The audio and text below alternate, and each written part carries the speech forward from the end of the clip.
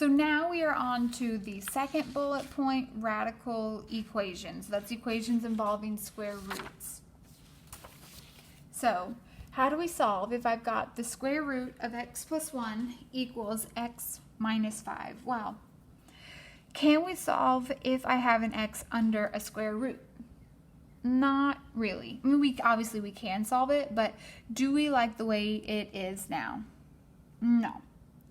But can we get rid of a square root? Yes. How? By square rooting it, right? Undoing a square root is a square. So we're going to square it. But can we just square the left side? Nope. We've got to square both sides if that's what we're going to do. So we're going to start off by squaring both sides.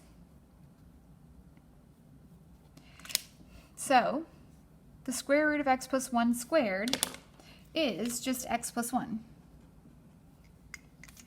X minus 5 quantity squared, remember that is the perfect square binomial, so let's practice that quick math method I taught you back in 1.4. So to get the first, we square the first. To get the last, we square the last. To get the middle, we combine and double. So it's minus 10x. So now this is just a quadratic, and we're going to solve it like a quadratic. So I want everything on one side and 0 on the other. We love, love, love our equations to be set equal to 0. So subtract the x, subtract the 1, gives us x squared minus 11x, and then what, plus 24? Let's see, two numbers that multiply to 24 but add to 11 are, what, 8 and 3? Minus and minus? Right, yep. Checks out with my mental math, which again, don't really trust. If you ever find a mistake, please, please, please email me. So the zero product principle says that x equals 3 and 8. But, there's a big old but here. The degree of the start of the equation was 1, right? There was just an invisible 1 as the highest number of the variable's exponent. But we got 2 answers, right? So here, whatever the degree of the equation is, that's the most amount of solutions you can get. So in this case, since I have a degree 1, but somehow I have 2 answers, means that one of them is extra. One of them is actually not a solution at all. It's superfluous, it's extra, it doesn't need to be there. The reason why we get 2 answers is because we introduced the square, which is okay, it's totally fine. We had to manipulate somehow to get rid of that square root. But the compromise to doing this is we have to go the extra step of getting rid of that second extra answer. So we just do it by checking. So you toss in, okay, so if x equals 3, we have the square root of 3 plus 1 equals 3 minus 5. So 3 plus 1 is 4. Square root of 4 is 2. But 3 minus 5 is negative 2. So really we can stop there and say the answer is not 3. It has to be 8. But for sake of notes, I want to show you that 8 is correct. So the square root of 8 plus 1 equals 8 minus 5. 8 plus 1 is 9. The square root of 9 is 3. 8 minus 5 is 3. So there you have it.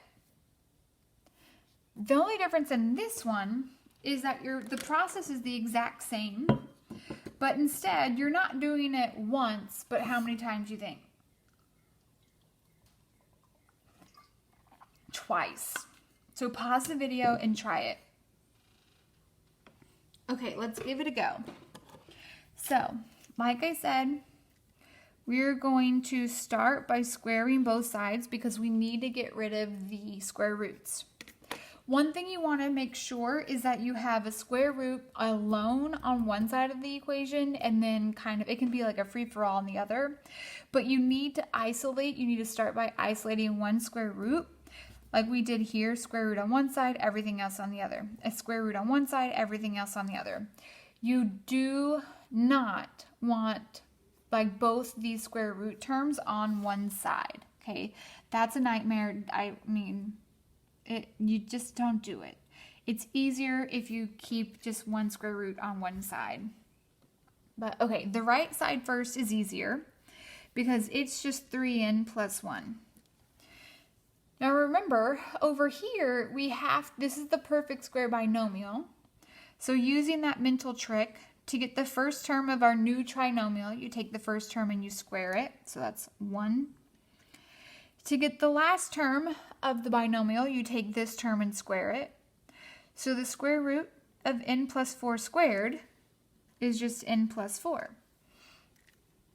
So to get the middle term, we combine and double. So this is 2 times the square root of n plus 4. Now we're going to combine like terms. Let's see. So 1 and 4 is 5. So I've got 2 root n plus 4 plus n plus 5 equals 3n plus 1. Like I said, we're going to have to do this whole squaring technique twice. So again, I want to isolate the square root. So I want to move this n and this 5 over.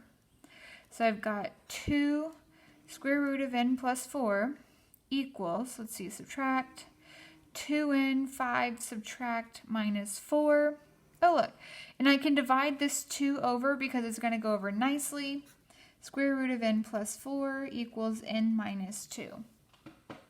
Oh, look at it. I keep keeping over here. I might try to move it back over.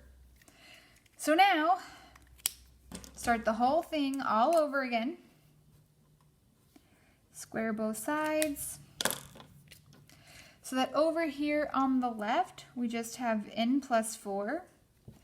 And on the right, remember, to get the first term, you square the first term. To get the last term, you square the last term. To get the middle term, you combine and double. So that's minus 4n. And look now, just a quadratic. So we love quadratics set equal to 0, so I'm going to subtract 4, subtract n. But even easier is that those 4's zero out. I've got n squared minus 5n. Now these two terms have an n in common. And we're back at the zero product principle. So n equals 0, or n minus 5 equals 0. So we're done with this one, and on the right, we just get that n equals 5. But like I said, if we get 2 answers, are we done? No, because we should really only have 1. Because, see here, this is just n to the first, n to the first. So one of them is not correct. So let's just start off with maybe n equaling 0. We're just plugging that in. So 1 plus the square root of 0 plus 4. Does it equal the square root of 3 times 0 plus 1? So 0 plus 4 is 4. The square root of 4 is 2. 1 plus 2 is 3.